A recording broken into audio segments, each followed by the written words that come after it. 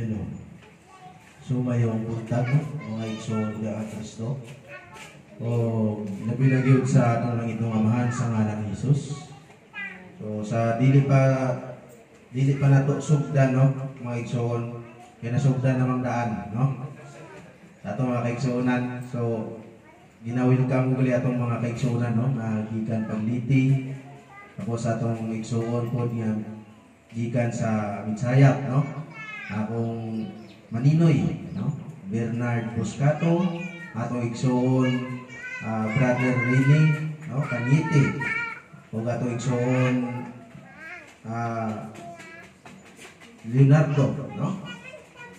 O sa atong igsoon nga si Sis Ilin no. So daghang salamat sa inyo mga igsoon no nga sumala pa sa gisulti sa itong mga kaigsuonan.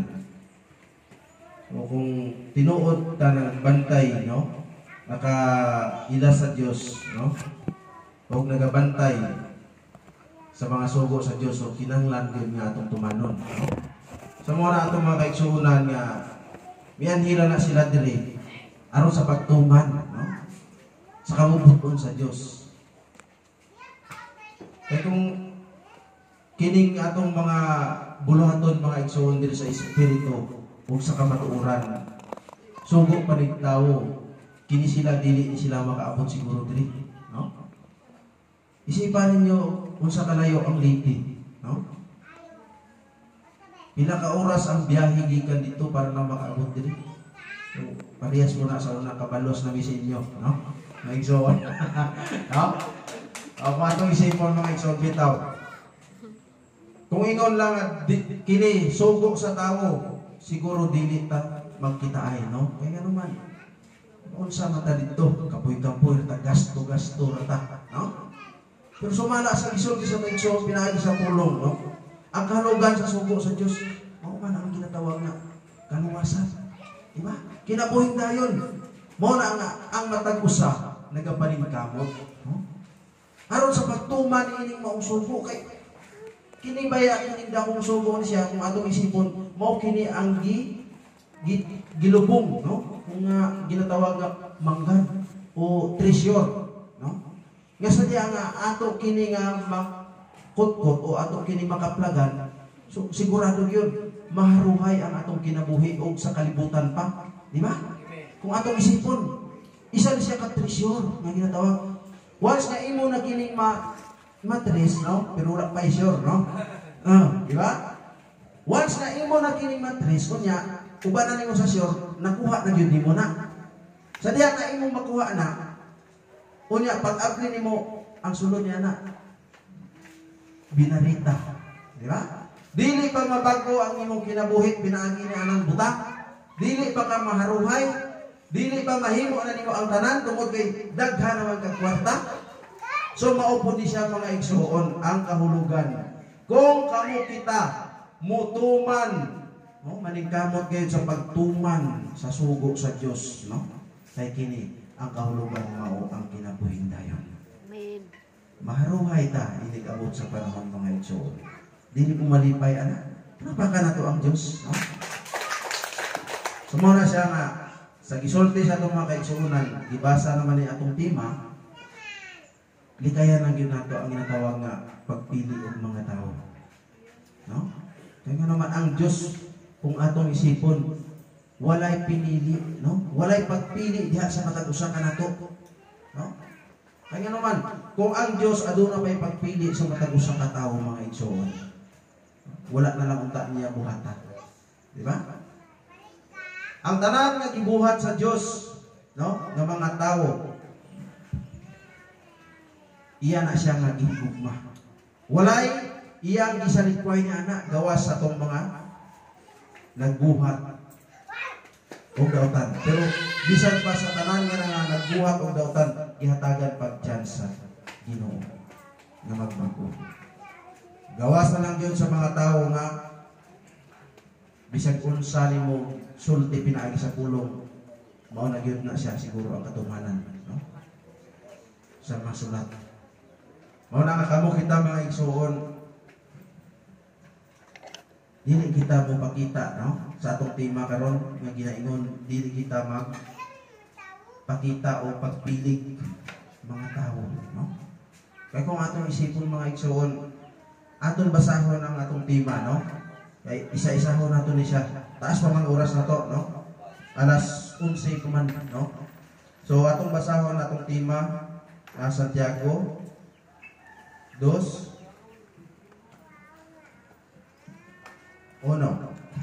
Ingon pa sa pulong, no? Mga igsoon ko, ayaw kamo pagpakitag mga pagpilig mga tao, samtang nagahubot kamo sa pagtuo ngadto sa atong Ginoong Hesus. Diba? Mitras nagahubot kita sa ginatawag nga pagtuo naton diha sa Dios. So hindi kita magpakita sa ginatawag nga pagpili sa mga tao. No?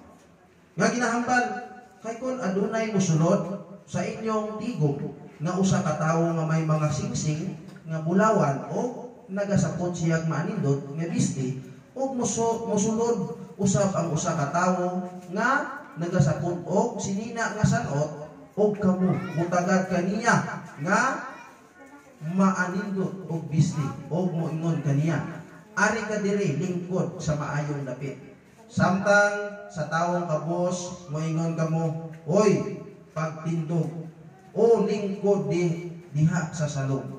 Dili ba may pinalabi kamo sa inyong kaliwala o nangahimo kamong mga maghuhukom nga may mga mahuna-hunang mga hunang dautan, no? Hunang dautan. Ingon niya. Diba? Kung ato isipon mga igsoon, no?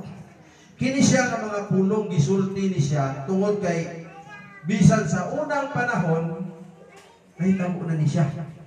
Diba? Kung ato isipon, kasagaran karon maunang yun ni siya. No? Kung mabantayan ninyo mga igsoon, ako nakabantay dito sini. No? Kini ginatawag nga, kung ang imo nga sok-sok, gisi-gisi, tapos hugaw, kung sa pamahig mo, no?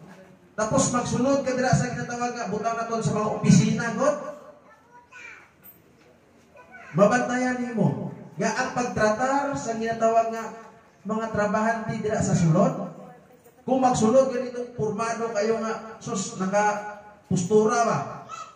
Ang unahon gyud kadto, di ba? Makabantay mo ana. Mauna siya ang kumbaga daw tradisyon ng diri sa ato Kumbaga dili lang ingon siguro diri sa ato sa Pilipinas. Maingon man usab sa ubang mga lugar. Murag kasagaran ng anak yun. So, sa ingon ni anak ng mga bahin, mga igsoon, no? Nga kung ang imo nga maatubang, nami ang mga ginasuksok, maanindot, no? Nakakurbata, no? Pinahapay pang buhok, kunya, naay misulod nga, ginatawag nga, lamugo pa sa ginatawag nga, no? Ang sinina, ang sinina, kanang gisi-gisi o may mga tagok pasang saging, kay halin dito sa nagkating, no? So, dira ni mo mabalaan, ang isa ka tawo, kung tinuod yun siya nga, naa sa Ginoo. Kay bisan diha na lang sa iyang kasing-kasing, sa iyang pagkatao makita nimo kung unsay sulod niya na. Di ba? Bisan na lang sa pagtratar o sa pagtrato diha sa parehas niyang tao. Diba? Kung mo kay daan nimo nga sinina o gisi-gisi, no? Ang pagtratar simo lahi kaysa diri sa ginatawag nga naialahas nga kinang-kinang, no? So mao na siya mga igsoon, makuhaan na itong base na siya. Testingin ninyo sulod og mga opisina. Mao bitaw na makita ninyo sa mga vlogger karon kamo hilig na maging mo sa social media kay bisan gani karon no naga-cellphone mo. No. Di ba mabalaan man ninyo mga igsoon, makita ninyo diha social media nga adunay ginatawag nga mga naga-experiment, no? Nahimo sila eksperimento ba? Nga magpapulubi-pulubi para mahibaluan nila kung unsa ang mga tao. Di ba? So kasagaran yun, gi-reject sila tungkol kay ingana ina sitwasyon. Di ba? Baho ba ka na? Pero sa iba sa itong igsoon na mauna siya ang dapat natong bantayan mga igsoon. Katong nasulat sa Hebreo 13, gikan sa 1. Wala ta masayo mga igsoon, no? Kanang ginatawag nga mo at tugod sa ato ang balay nga ginatawag mga dumuluong o stranger nga ginatawag. Sus mga igsoon, ayaw yun yung tao ninyo na siya pagpasipag-i. Ang umaho nato na siya mga igsoon kay wala kita masayod nga kanang ipadala sa Dios nga nagpakaaguma na nga manulunda sa Dios. Amen. Aron masuta o masayran niya kung unsa ngayon ang sulod sa imong kasing-kasing o unsa imong pagkatao. Kung tinuod pa ka nga nagasimba diri sa Espiritu Santo. O nagatuman sa sugo sa Dios. Kanang ginaingon nga gugma masuta niya kung naa diha ang gugma sulod nimo. Kay ang gugma baya kumpleto na diha unang Korinto 13. Ang gugma dili mo buhat og dautan, di ba? Dili mo himo og dautan. Ang gugma mangyatagon tanan nga bunga sa pagkamaayo mao na siya ang bunga sa gugma. Mao na siya ang gugma tanan nga buhat nga maayo. So mao na siya ang dapat naton nga i-adapt sa atong kaugalingon mga igsoon, dili nga mapakita ta sa aduna kitay pinilian og tawo. Kay kung aduna pay pinili ang Dios, kung atong isipon, tama tong gisulti sa atong igsoon. Wala unta tay nabot sa ginatawag nga kaluwasan. Kay ang kaluwasan dito lang unta di siya para sa mga Hintil, ay sa mga Hudiyo. Di ba? Sa Israel. Apat pasalamatan nato ang Dios. No? Ngano pasalamatan dako na pasalamatan ang Dios. Kaya kung gidawat pa sa mga Hudiyo ang ginatawag nga kaluwasan dito kapita aw wala gitang abot diri, wala gitay labot, no? Mo na nga gibuhat sa Dios na siya mga igsoon nga may mga tao nga wala nila gidawat ang mensahe sa atong Ginoo dito. Aron matuman ang nasulat sa Roma 11:11 aron kita makaambit sining ginatawag nga kaluwasan. Di ba? So pasalamatan nato ang Dios. Iya gyapon na siya nga pamaagi kung anong gipagahi nila ang makasing-kasing dito sa mga tao, sa mga Hudiyo. Aron nga kining kaluwasan makaabot din sa tuad din sa isya, din sa kitang mga Hintil. Kay kung wala pa na, sus abot na lang gyud mga igsoon, no? Mao na nga karon pa lang kining buhing mensahe sa Dios nga gipaabot diha sa matag usa ka nato, no? Hugtan nato ni. Dili nato ni siya ingon nga iko ano lang kumbaga buto rata sa maminaw ana kinahanglan nadunggan nato ni siyang mga pulungan ato ni siya nga batunan, no? Ato ni siya batunan, ato ni siya nga ihugtan pag-ayo o i-apply nato una sa atong kasing-kasing sa atong pagkatao. Kaya kung atong isipon mga igsoon, ini na bang pulong nga atong batunan karon atong nadungog mga igsoon pag-abot sa panahon, maura ba ni siya ang maghugom nato? Diba? Mao ni ang maghugom sa matag usa diha kanato. Kining mga pulong sa Dios nga atong nadunggan karon. Atong nadunggan, di ba? Nakita kunya wala nato hatagi kahulugan, wala nato gi-reject na nato na mga igsoon. Dili nato pabuton nga basig ang wala pagakuhaan pa gyud, di ba? Ang naa pagadugangan pa. So dili nato hunaton nga na mga igsoon. Mao na nga talagsalan ni siya nga ginatawag nga chance mga igsoon. Aring gihatag sa aton sa Ginoo. Unsa iyang giingon? Pinadayag Kristus pagmata, ingon pa niya. Og liguna ang nanghibilin nga hapit na mamatay. Kay wala ko makita ang inyong maayong buhat, no? Atubangan sa aman. Wala niya makita.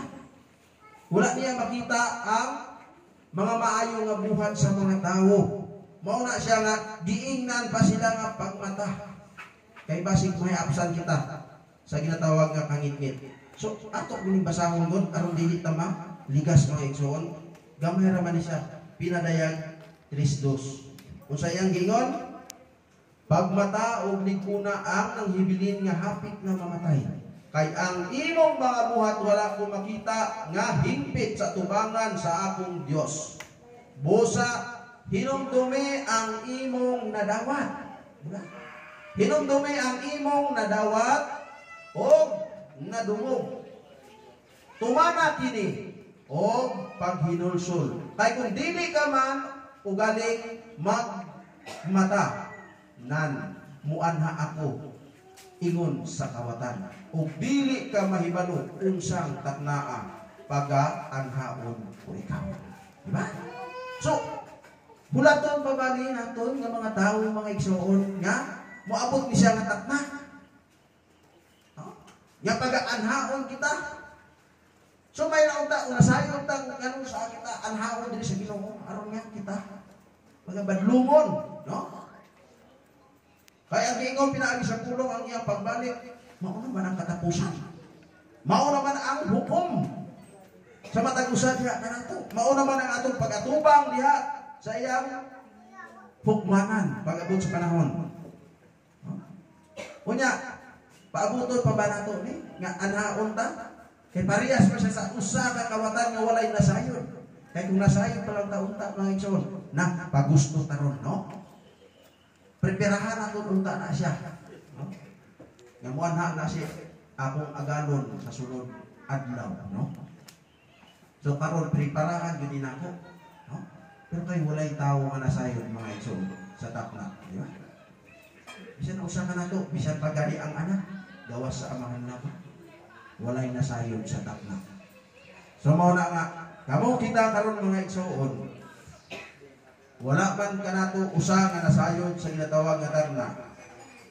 Mao na nga paningkamutan naton sa atong kaugalingon, ingon pa sa nasulat ang 2 Timoteo atong basahon.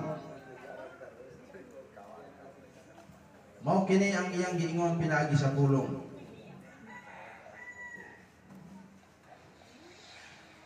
2 Timoteo 2:15. Ingon pa sa pulong, paningkamuti, no? Mitras paabot pa kita sa ginatawag nga sa pagbalik sa atong amahan, no? Sa atong Dios. No? Mitras paabot pa kita unsay maayo natong buhaton mga igsoon, no? Mao kini ang iyang giingon pinagi sa 2 Timoteo 2:15. Paningkamuti pag-ayo ang pagpakita sa imong kaugalingon sa tubangan sa Dios. Ingon nga iyang nahimutan. Usa ka magtatrabaho nga dili kinahanglan magakaulaw. Nga hustong paagi magapanudlo sa pulong sa kamatuoran. Diba? So mao kini siya dapat naton nga kumbaga paningkamutan mga igsoon. Kung dito sa 16, ingon pa niya, likayin ninyo, di ba? Likayin ninyo ang sulusulti nga dili Dios nun. Kay kini magayud-yud sa mga tawo ngadto sa magalami pa kalalom nga pagkadili Dios nun. So isa kini siya mga igsoon. Ang ginatawag nga mga istorya kung sa pampa aton pahilunggo, ang ring mga istorya nga wala sa tupa, wala sa pulos, no? Nga hindi man lang makalig-on sa mga nagapamati kung mahimo likayan nato na siya, no? Likayan nato ang mga sulusulti nga dili Dios nun kay kini daw amo pa ang halinan nga magayud sa mga tao nga magpalayo sa ginatawag magsobra pa nga hindi sila mahimo nga Dios nun. Diba? Kung ato isipon, wala. Sa imo nga pag-istorya nagaduha-duha na sila sa pagpati ari sa imo nga paghimatuon. Ano na lang gid ayhan kung may mabatian pagid sila sa imo nga mga malain ng mga istorya. Di ba? So magdugang pagid nga hindi na gid sila magpati. So amo na siya ang mga bagay naton nga dapat nga mabantayan, no, malikayan naton na siya. So dapat ang aton lang nga masulti, no? Ang dapat na nato nga buhaton o atong isulti dapat kadtong mga pulong nga makalig-on diha sa mga nagapaminaw. So unsa nga mga pulong dapat naton nga isulti lang. So ang pulong sa Dios mao ni siya ang dapat nga ato pirmi kanunay iga paabot diha sa nakabusa. Dili itong mga pulong nga dili Dios nun. Diba? Labi lang yung mga mga sulusulti nga ginatawag nga dili Diyos nun ka ng mga manghimaraot gulta. Sa atong isig ka tao, labi na dali sa kwan, garagumok ro ba ning hilunggo magambal sa ginatawag nga mga malikas, ay di puta ka karon. Di ba? So, pangit kayo, paminawon, no? Matingon pa ay lintek ka karon, malupok ka na karon. Di ba? So, isa na siya ng mga sulusulti nga dili Diyos nun, isa na siya ng pagpamalikas mga igsoon. So, kung mahimo, aton na siyang likayan, no? Kaya nga naman, nagatuon naman ta diri ka sa kamatuoran. Tama ang gisulti sa itong igsoon. Kita nga mga tao nga nagasimba diri sa Espiritu sa kamatuoran, ministro man, evangelist o ginatawag nga mga membro magsisimba. Kita mao ang ginatawag nga kumbaga daw salamin, no? Sa mga tao nga wala pa masayod sa kamatuoran. So muna nga ipakita nato sa atong kaugalingon, dili lang atubangan sa Dios kundi atubangan diha sa mga tao. Aron nga ang mga pulong nga atong gidumala ang pulong sa Dios, sa diha nga ina madunggat kini. So makabaton sila ang ginatawag nga pagtuo. Dili. Pinaagi sa atong lawas. Kay una ra tan-awon sa tao aton baro, di ba? Aton nga ginatawag pagkatao kung ano ta. Amo gina ang una nga mabantayan sa tao. Dili ko pareha sa atong ginatawag nga na may mga ginatawag nga mga kaigsunan o mga tao nga tuiso di siya mga pulong. Nga bisa na nakita na nimo nga mali gyud ang iyang gibuhat. Padadaan na kay bersikulo basahan na brad. Di ba? Yung himuon na lang ang pulong himuon o panaming ba? Kanang share sa iyang kaugalingon. Aron nga kanang iyang ginabuhat matabunan ba? Kanang mapadayon igid niya, di ba? So, pangit ba na, di ba? Mga itong isipon. Ang Ginoo man pinalabi, di ba? Dili man ang Ginoo mo uyon sa ginatawag nga dautan ng mga buhat. Dili ba siya mudaping na anak? So, wala nga, kita mga igsoon, kita nga nasayo, no? Bantayan nato na siya. Di nato na siya buhaton. Kaya nasayo naman ta. Kung nauna-una nato mga igsoon, sa pag-abot sa panahon, mao kini ang mga maayong buhat nato nga ginapakita nato atubangan sa Dios o katubangan sa mga tao, mao kini ang mga buhat nga atong girepresentar sa atong amahan pag-abot sa panahon nga siya mubalik. Kaya paghukom nato sa matag usa, nakadepende na siya samtang buhi man ta dinhi sa kalibutan sa atong mga buhat. Di ba? So amo na siya paningkamutan naton. Una sa tanan, bago ta bubuhat niining mga buhat nga gisugo sa Dios. Kini sa, no? Ato sa siya nga kinahanglan nga sibahon, no? Mabatunan kinigisaan sa Dios nga mao Espiritu Santo, no? Aros kita makapadayon sa mga sugo nga gisugo ay sa pagbuhat sa mga gisugo sa ato sa amahan. Sa ato mga kaigsuonan, no? Sayang kayo, no? Atong isuon mayla o sa ato mga ula pa makapuasa. So panahon na unta karon, pero kaso lang, no? Naibabag ba, no? Mao gini siya mga igsoon. Isa gini siya nga makahimong babag diha sa atong pagpangalagad sa Ginoo. Na mitras na apat sa lawas. Di ba? Kay estudyante man God, no? Pero sige lang, no? Ato lang iampo sa Ginoo. Kung itubot niya sa sunod nga mga binulan o tuig, ang kulang na lang, mauna lang na siya, no? Sa atong igsoon si Mayla. Nga isa po nga giayo sa Dios sa ngalan ni Jesus, mao na lang gini siya kulang sa iya, no? Aron nga makumpleto na gyud ang ginatawag niya nga pagkatinawag, no? Ang ginatawag nga pag-ampo o pagpuasa, no? Sa tanan-tanan nga mga kaigsuonan nga wala pa maka puasa, paningkamuti ninyo mga igsoon, no? Kaysa mao kini nga mga buhat mga igsoon, ang bunga niini mao ang ginatawag nga kaluwasan. Dili ra basta-basta ni siya ang ginatawag nga pagpuasa. Maintindihan na ninyo pag-abot sa panahon nga dito na mo kay naay mga tiba atong mga kaigsuonan nga pag-baton dito pag-abot sa panahon. So mao na siya mga igsoon, no? Ang akong madugang manginaot ko mga igsoon. Idugang nako ang last nga bersikulo, 2 Pedro, unang Pedro 3, no? Atong basahon 8. Ingon pa niya, apan mga hinigugma, ayaw kamo pagpakabuta niining usa ka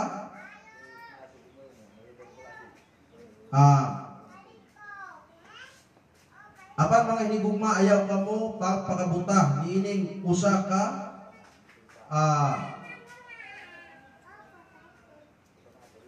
butang nga tinuod nga alang sa Ginoo ang usa ka adlaw ingon sa usa ka libo ka tuig, ug ang usa ka libo ka tuig ingon nga usa ka adlaw. Di ba? So mauna siya mga igsuon kung atong isipon, gamay lang gid ang aton nga ginatawag nga kabuhi diri sa kalibutan.